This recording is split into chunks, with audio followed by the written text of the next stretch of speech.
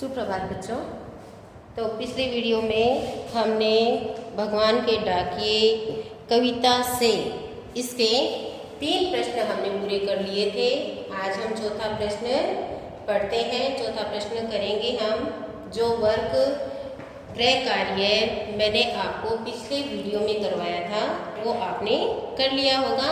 तो इसका मतलब इस कविता की सप्रसंग व्याख्या और इसके अलावा कविता से में हमारे 3 प्रश्न पूरे हो चुके हैं। आज हम चौथा प्रश्न देखते हैं कि पक्षी और बादल, प्रश्न 4 है अपना, कि पक्षी और बादल की चिट्ठियों में पेड़ पौधे, पानी और पहाड़ क्या पढ़ पाते हैं। तो इससे पहले अपने ऊपर एक प्रश्न आया था कि पक्षी और बादल की चिट्ठियों को कौन कौन पढ़ पाते हैं।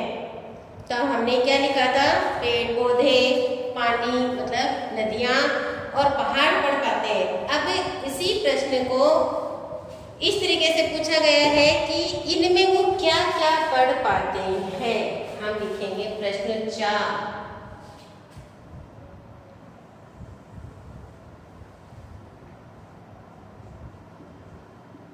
प्रश्न 4, पक्षी और बादल की चिट्ठियों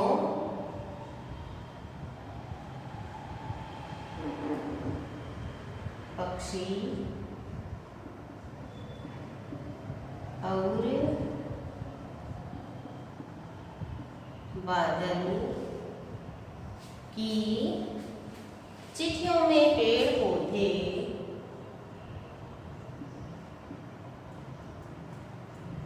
चिट्ठियों में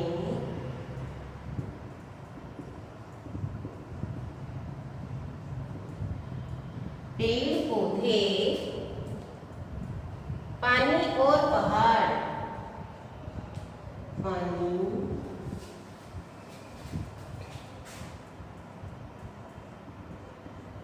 और पहाड़ क्या पढ़ पाते हैं। क्या पढ़ पाते हैं।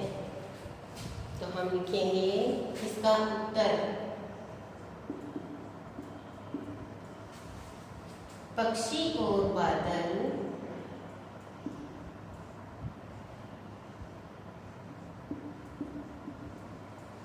पक्षी और बादल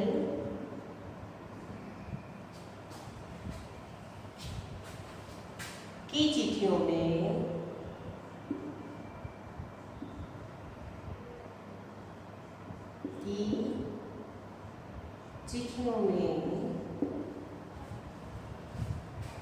पेड़ पौधे,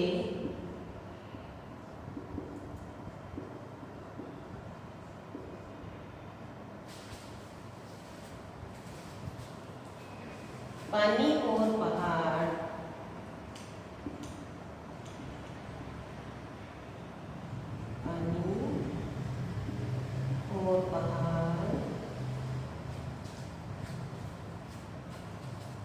ईश्वर द्वारा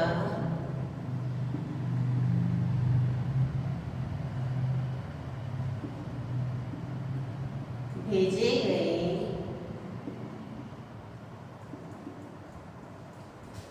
विश्व बंधुत्व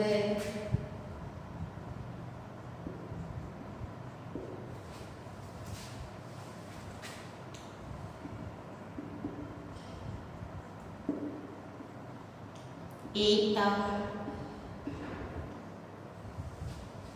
व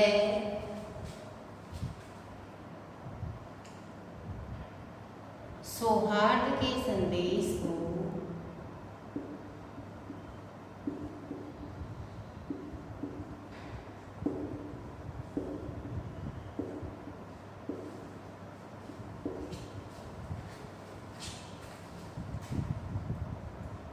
पढ़ पाते हैं।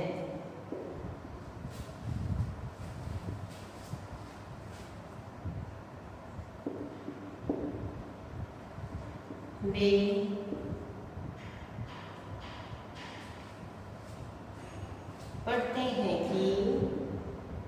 वे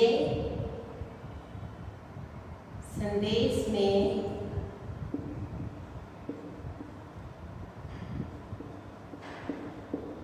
पढ़ते हैं कि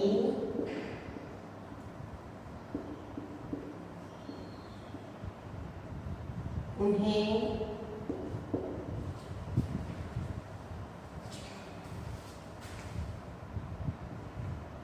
किसी भी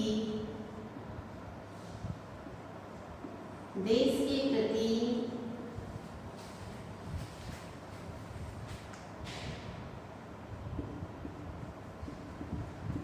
भेदभाव नहीं रखकर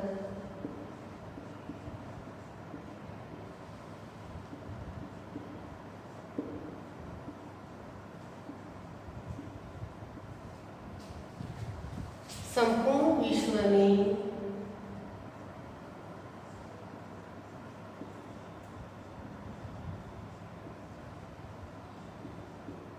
अपनी सुगंध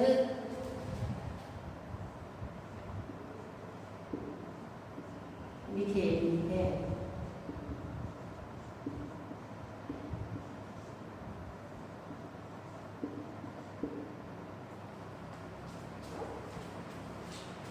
अर्थात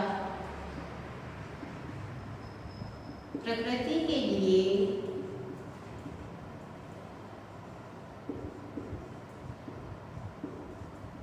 सभी देश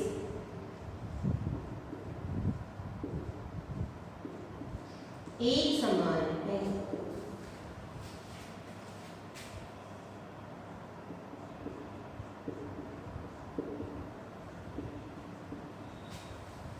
अब है, एक बार फिर से पढ़ते हैं इसको कि पक्षी और बादल की चिट्ठियों में पेड़ पौधे पानी और पहाड़ क्या पढ़ पाते हैं। तो इसे लिखेंगे कि पक्षी और बादल की चिट्ठियों में पेड़ पौधे पानी और पहाड़ ईश्वर द्वारा भेजे गए विश्व बंधुत्व, एकता व सौहार्द के संदेश को पढ़ पाते हैं। वे संदेश में पढ़ते हैं कि उन्हें किसी भी देश के प्रति भेदभाव नहीं रखकर संपूर्ण विश्व में अपनी सुगंध बिखेरनी है। अर्थात प्रकृति के लिए सभी देश एक समान है, उसके लिए कोई भी देश अलग नहीं है, कोई भी, पूरे विश्व उसके लिए एक समान है, पूरा विश्व उसके लिए एक समान है। अब हमारा अगला प्रश्न है कि एक देश की धरती दूसरे देश को सुगंध भेजती है। प्रश्न 5, एक देश की धरती दूसरे देश को सुगंध भेजती है, कथन का भाव स्पष्ट कीजिए। एक देश की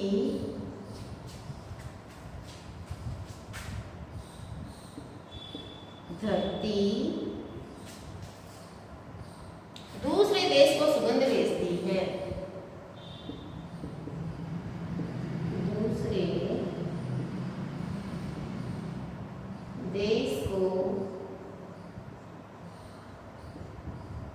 सुगंध भेजती है।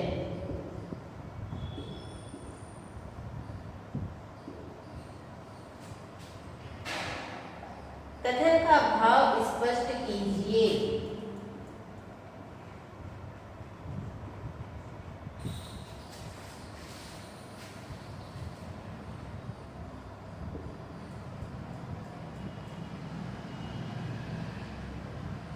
कथन का भाव स्पष्ट कीजिए। तो वही कि प्रकृति के लिए सभी देश एक समान है, उसके लिए सभी मनुष्य एक समान है। वे चाहे कहीं के भी रहने वाले हो, प्रकृति बिना किसी भेदभाव के उन तक अपनी सुगंध भेजती है। और ये सुगंध, इसमें क्या होता है? प्रेम, एकता, सद्भाव और समानता का संदेश छिपा हुआ रहता है। तो हम लिखेंगे कि एक देश की धरती प्रकृति के लिए सभी मनुष्य, सभी देश और सभी मनुष्य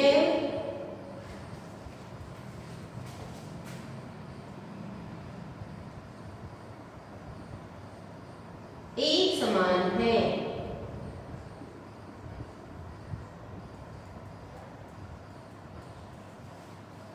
वह बिना किसी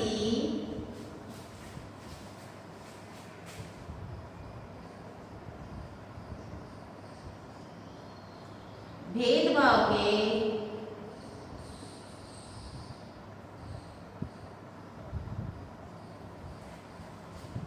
अपनी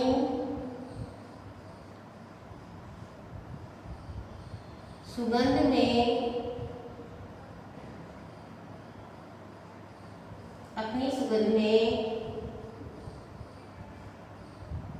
एकता, समानता, प्रेम,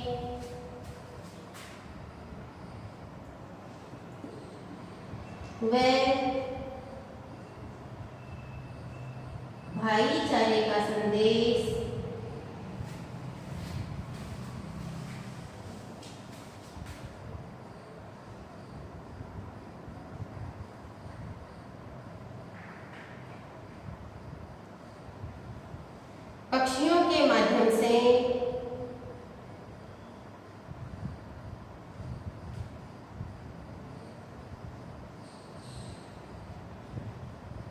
पक्षियों के माध्यम से एक देश से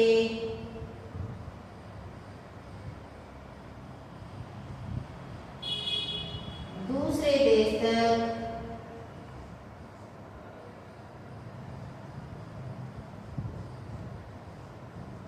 भेजती है।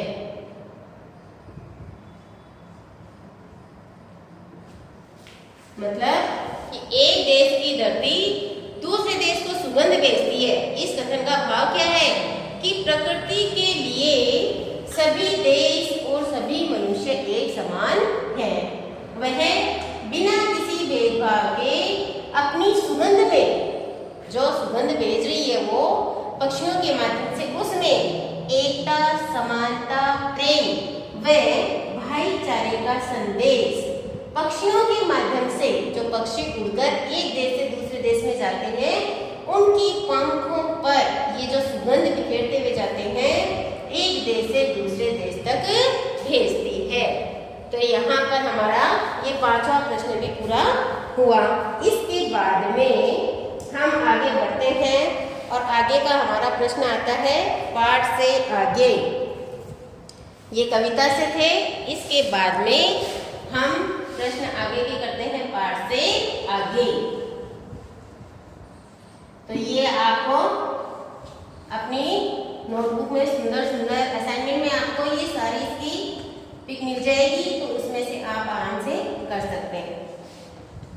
और ये भी नहीं है कि आप सिर्फ वीडियो देखो उतनी टाइम आपको पढ़ाई करनी है, ये आपको याद भी करना है, साथ में समझना भी है। और नहीं समझ में आए तो इससे आप हमसे पूछ भी सकते हैं। कहीं ऐसा तो नहीं है बस वीडियो देखते हो उतने टाइम में पढ़ाई करते हो। पढ़ाई हमें वीडियो देखकर उसको समझकर उसका होमवर्क करके और जो चीज नहीं समझ में आए वो तुरंत आप हमें मुझे कॉल करके आप पूछ सकते हैं। अब है आगे पाठ से आगे।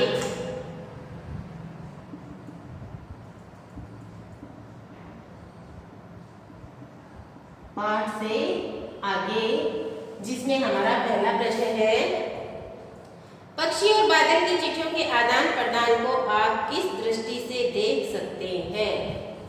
प्रश्न 1, पक्षी और बादल, पक्षी और बादल की चिट्ठियों के आदान प्रदान को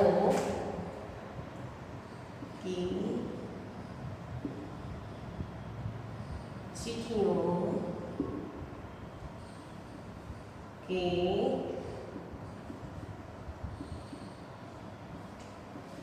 आदान प्रदान को आप किस दृष्टि से देख सकते हैं?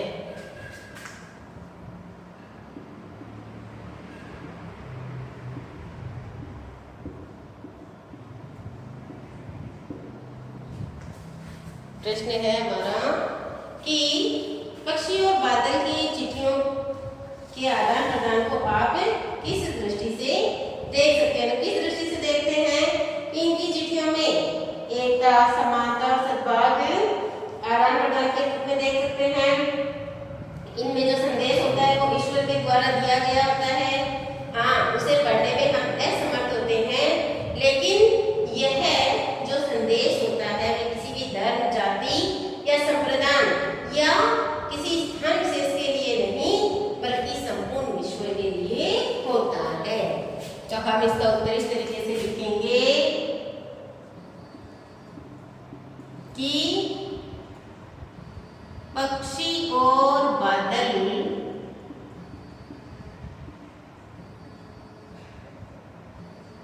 की चिट्ठियों के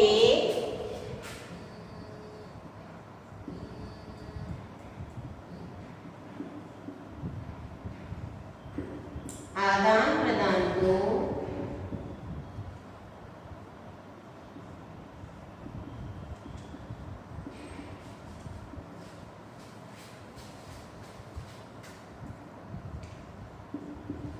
हम एकता,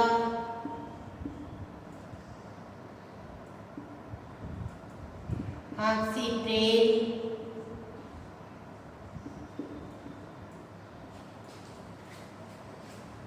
और समानता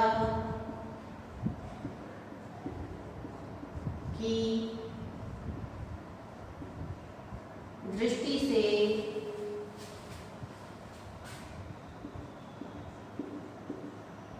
देख सकते हैं।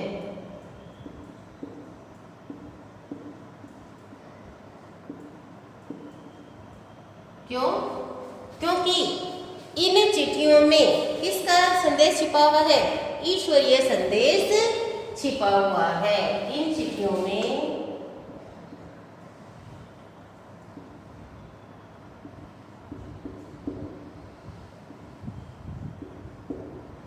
ईश्वरीय संदेश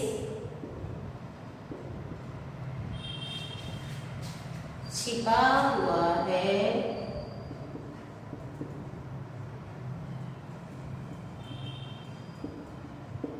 जिसे जो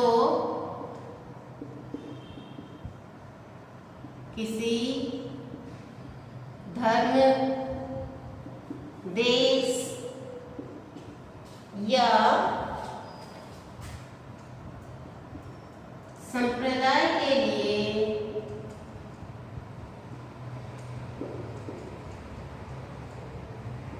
न होकर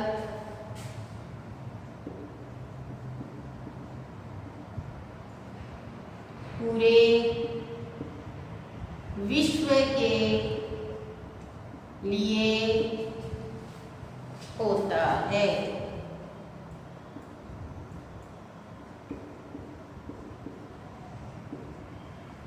कि इन चिट्ठियों को हम आपसी एकता, प्रेम और समानता की दृष्टि से देख सकते हैं। इन चिट्ठियों में ईश्वरीय संदेश छिपा हुआ है, जो किसी धर्म, देश या संप्रदाय के लिए न होकर पूरे विश्व के लिए होता है।